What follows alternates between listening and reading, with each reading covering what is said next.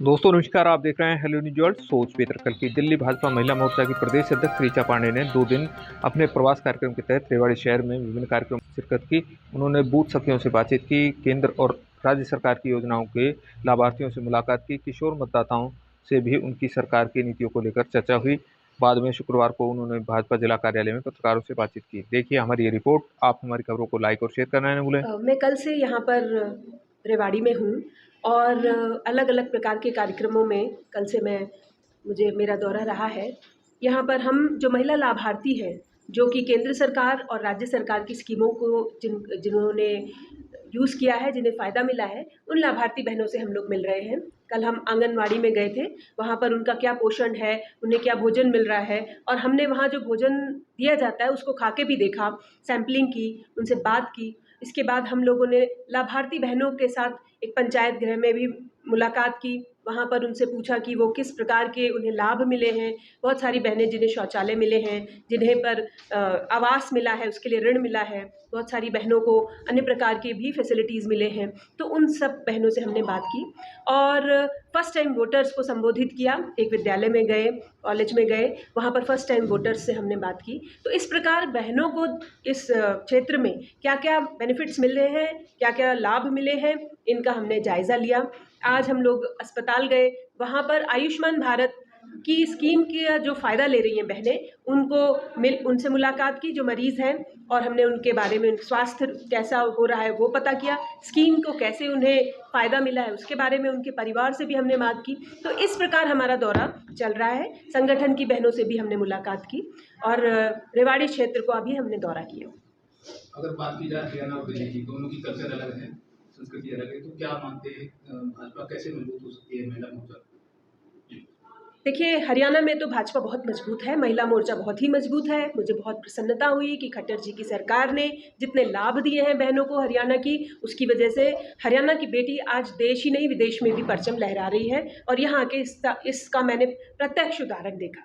जहाँ तक दिल्ली की बात है, दिल्ली एक ऐसा शहर है जहाँ पूरे देश से लोग आकर रहते हैं। तो दिल्ली का एक मिक्स कल्चर है, कॉस्मोपॉलिटन सिटी है। वहाँ पर आज जो सरकार चल रही है राज्य में, उसने वहाँ की बहनों को किस प्रकार असहाय किया है वो भी हमने देखा है। एक फ्री टिकट के नाम पे जिस प्रकार वहाँ बसेस में फ्री टिकट बहनों को पिंक टिकट देते हैं, परंतु सबसे दुख की बात है कि वहाँ पर बहनों को देखते ही बस वाला जो है वो बस नहीं रोकता है, उस स्टॉप को आगे चला जाता है क्योंकि वो फ्री टिकट वाली है। तो जो ये फ्री की बीमारी वहाँ की सरकार ने लोगों को लगाई है, उससे बहनों का कितना नुकसान हो रहा है वो हम यहाँ आकर बता रहे हैं। वहाँ पर राज्य सरकार जो है मोहल्ला क्लिनिक चलाती है जहाँ पर गाय और भैंसें बंधी होती हैं और यहाँ हमने जो अस्पताल आके रेवाड़ी में देखे, हमने सरकारी अस्पताल देखे। हमें पता चला कि लोग अगर बहनों को, माताओं को, प्रेग्नेंट महिलाओं को अपना चेकअप कराना होता है तो प्राइवेट की जगह वो सरकारी अस्पताल में आज जाना पसंद करती हैं। तो ये बहुत बड़ा चेंज है जो हरियाणा आज मेरे ख्याल से देश में सर्वोत्तम स्थान पर इस वक्त है। एक बहुत बढ़िया राज्य है और रेवाड़ी उसी प्रकार से आगे बढ़ रहा है। तो इनका भी अच्छा लंबा अनुभव है। गीता बहन जी पार्षद रही है पीछे, और बाकी सभी आप जो यहाँ बैठे हो, तो पूरा मैंने महिला मोर्चा तो मैं नहीं कहूँगा, लेकिन सारी बहनें सक्षम, आपका उज्जवल भविष्य है। 20% आपको आरक्षण मिला है। तो जैसी जो युवा बच्ची है उनका भविष्य उज्जवल है। प्रयास करते रहिए, पता नहीं कहाँ क्लिक हो जाए। गीता जी आपका काफी। अगर बात की जाए राजनीतिक भागीदारी की, सरकार ने निर्णय लिया, एक विधेयक पास हुआ, क्या कहेंगे अब हरियाणा में कोई इसमें जो राजनीतिक भागीदारी है महिलाओं की राजनीति वो बढ़ेगी? देखिए, सबसे पहले तो रेवाड़ी जो नाम ही है, रेवाड़ी एक महिला के नाम पे, रेवती के नाम पे बना है। तो हरियाणा तो महिला सशक्तिकरण का उदाहरण आज के देश में आज प्रस्तुत कर रहा है। राजनीतिक तौर पे अगर हम देखते हैं, 27 साल तक वो जो हमारा बिल था 33% रिजर्वेशन वाला, वो एक तरह से वनवास झेल रहा था। 27 साल के बाद वो बिल कभी उसको पददलित किया गया, कभी उसे फाड़ के हवा में उस पार्लियामेंट में उड़ाया गया, कभी दूसरे नेताओं ने कहा, दूसरे दलों के नेताओं ने कहा कि परकटी बहनें क्या इस देश पे शासन करेंगी।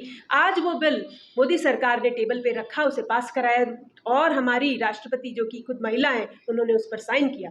राज्यसभा में वो पास हुआ है। आने वाले समय में हम देखेंगे कि 33% भागीदारी निश्चित होगी और मुझे लगता है कि बहनें 33 से ज़्यादा पे ही रहेंगी, क्योंकि देश जो है उसका इकोसिस्टम जो है नारी शक्ति के को आगे बढ़ाने में तत्पर है और आगे बढ़ा रहा है। मोदी सरकार और हरियाणा की सरकार पूरी तरह से अग्रसर है। आज रेवाड़ी शहर में डीजीपी महोदय आ रहे हैं, महिलाओं पर अत्याचार की बात जैसे सामने आती है, तो हरियाणा की क्या स्थिति देख रहे हैं भाजपा सरकार आने के बाद? देखिए, लॉ एंड ऑर्डर बहुत अच्छी तरह से निश्चित ही बहुत ही अच्छी तरह से हैंडल किया जा रहा है। अगर पुरानी सरकारों का दौर देखें तो लॉ एंड ऑर्डर के अंडर भ्रूण हत्या भी आती है। अगर हम देखें, पहले 700,000 बेटों पे 700 बेटियां ही बचती थी, आज 950, 1020 तक का टारगेट हरियाणा ने अकेले ही पूरा किया है और रेवाड़ी भी बहुत पीछे नहीं है। मैं हरियाणा सरकार की प्रवक्ता नहीं हूँ, परंतु मैं ये देख के बहुत प्रसन्न हूँ कि लॉ एंड ऑर्डर हरियाणा में बहुत बढ़िया चल रहा है। कल रात में ही 10:30 बजे हमारी बहनें आखिरी मीटिंग खत्म करके गईं और बहुत सारी बहनें पैदल गईं, परंतु किसी को इस बात का डर नहीं था कि वो घर कैसे जाएंगी। परंतु वहीं उलट अगर आप दिल्ली में जाएंगे, दिल्ली में जिस प्रकार की एक तरह से आगजनी की सिचुएशन है, बहनें वहाँ सेफ नहीं हैं, शाम को निकलने में उनको डर लगता है। जो सक्षम नहीं है और जिसके साथ सरकार को खड़ा होना चाहिए था, जिसने सरकार को वहाँ चुन के भेजा था, जिसको फ्री बिजली पानी के लालच और पिंक टिकट का लालच दिया था, वो सरकार फेल हो चुकी है। परंतु हम कंपेयर करें तो हरियाणा में बहुत अच्छी लॉ एंड ऑर्डर व्यवस्था है। हरियाणा में आशा वर्कर जो है वो संघर्ष कर रही है अपनी मांगों के लिए, काफी लंबा संघर्ष है और आंगनबाड़ी वर्करों ने भी पहले संघर्ष किया है। तो क्या मानती है, जो महिलाओं को जो अधिकार है हरियाणा में, वो जो उनकी लंबित मांगे हैं, उनको कब तक पूरा होने के बाद मिल पाए?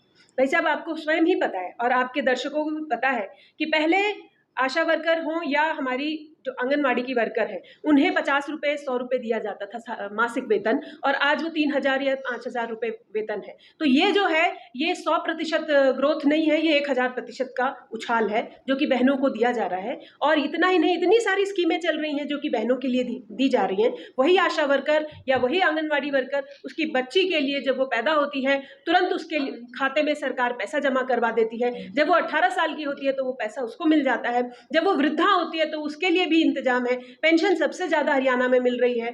बच्चियों की फीस माफ़ की जा रही है, उनको हर तरह की सुविधा दी जा रही है, स्कूटी दी जा रही है, वर्दी दी जा रही है, कलम से लेके हर तरह से। विवाह में भी सरकार उनको पैसा दे रही है। अगर पहली बच्ची हुई है तब भी 21,000 रुपये मिल रहा है, दूसरी में हुई है तब भी पैसा मिल रहा है। हरियाणा में अब हम कैटेगरी वाइज नहीं कह सकते, ओवरऑल बहनों का बहुत एक सर्वांगीण विकास हो रहा है। हरियाणा नंबर 1 पे अपने बल पे भी चल रहा है और सरकार भी उसको चारों तरफ से संरक्षण दे रही है। 2024 का चुनाव है, लोकसभा चुनाव, सभी पार्टियां तैयारी कर रही है, भाजपा भी अपनी तैयारी कर रही है, तो महिला मोर्चा की क्या भूमिका होने वाली है विधानसभा और लोकसभा चुनाव की हरियाणा में?